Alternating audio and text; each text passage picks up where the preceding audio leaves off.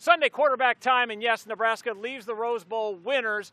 And man, what a night. What a night. First of all, let's talk about Husker Nation, because they came out in droves. More than half of the announced crowd of 44,000 were in red. Yeah, when you saw this crowd and the schedule this year, you knew that this game, Maryland, Kansas City, there were road games on the schedule, but a lot of favorable road trips. And this was maybe the most favorable one we saw besides Arrowhead Stadium, just with a pure takeover. It reminded me, Andy, of the early Northwestern trips we made, where Nebraska just takes over the place.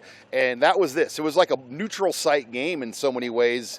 And just, what a flex for the Nebraska Athletic Department to have this fan base do this tonight on really what was the only national TV game really going other than Alabama, LSU. So a lot of eyeballs probably saw Nebraska fans. Yeah, you got to believe UCLA administrators had to be frustrated with the Go Big Red chants, especially near the end of that game.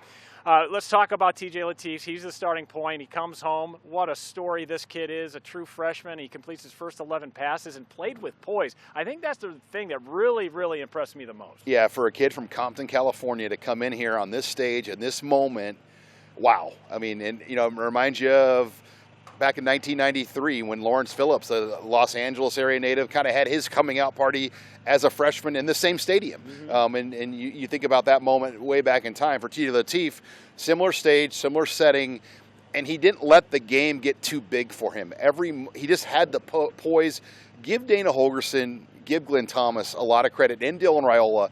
They had TJ prepared. I love that he ran at the first play. Kind of get the statement. It was a statement. Get the adrenaline out of the way. Take a big hit and then just knock out. All right, let's play football now. Let's play some ball.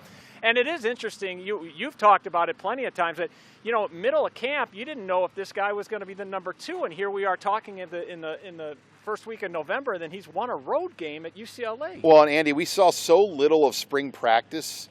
We did see TJ Latif, I believe, in that scrimmage. Yep. But again, there just wasn't enough there to know you had this kind of guy. Yeah, he was fantastic. And for him to come out and to have how many teams in college football have a number 2 that could do what he did tonight? Yeah, he was terrific, no question. And you know who else was terrific was Emmett Johnson. What can you say about this kid? 28 carries. He made the Heisman pose. Yeah. Well, let's try to win is it the Ron Dane Award? Yeah. The Running Back of the Year Award? I think it is. It's the day they have a split title for that award. It's like the Dane and something else award. I can't remember who the other back is, but yes, it's the Running Back of the Year, and he's got to be one of the front runners. Yeah, there's no doubt.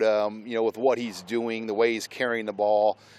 He led the conference going into tonight with runs of 10-plus yards. He had only 3 tonight, so a lot of work was put in those 28 carries because there weren't a lot of home runs. Yeah, and think about this. 28 carries at the Rose Bowl, 29 last week, and 27 the week before. I mean, this guy's getting his money's worth, isn't he? Yeah, let's be honest. He's riding himself into the NFL. No question. I just have a hard time with what he's done thinking they're going to maximize the next 2 games for him in a bowl game.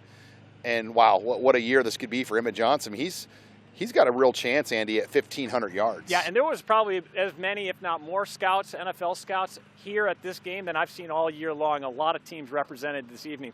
Defensively, the Nebraska, they did enough to win the game. Yes, they're still having trouble with that QB run game, but man, Nico was pretty impressive tonight. I will say, with his legs. Everybody's going to have trouble with those plays. The way Nico runs it, he's faster than linebackers, and he's faster than some safeties too. So when he gets loose and has the angles, he's just going to win.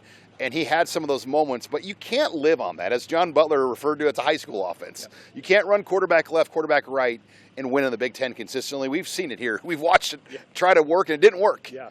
No doubt. Well, how timely is this bye week? It's always a good time for a bye, but really for this Nebraska football team, they got to get some bumps and bruises fixed. Yeah, perfect time, 2 weeks, a lot of excitement.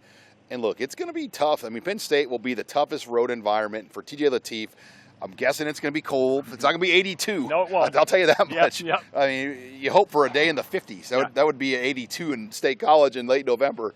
But yeah, TJ is going to have 2 weeks now to really learn from this and grow from it. And what an opportunity to go out to Penn State on Senior Day and try to get the win. And not only that, but Nebraska gets its 7th win. That's what they had last year. So they matched their win total. But with every win, that bowl gets better and better, doesn't it? Yeah, today to get to 7 is big, because they'll be treated as an 8-win team. Bowl games can go one slot down. They can take a 7-win team over an 8-win team. And let's be honest, Nebraska will be a very attractive bowl team because there are not many teams in the world that would travel to Los Angeles, California from Lincoln, Nebraska like this in November. It's pretty impressive, no doubt about it. Nebraska improves to 7-3 overall. They'll now have their second and final bye week of the regular season before heading out to Happy Valley to take on Penn State.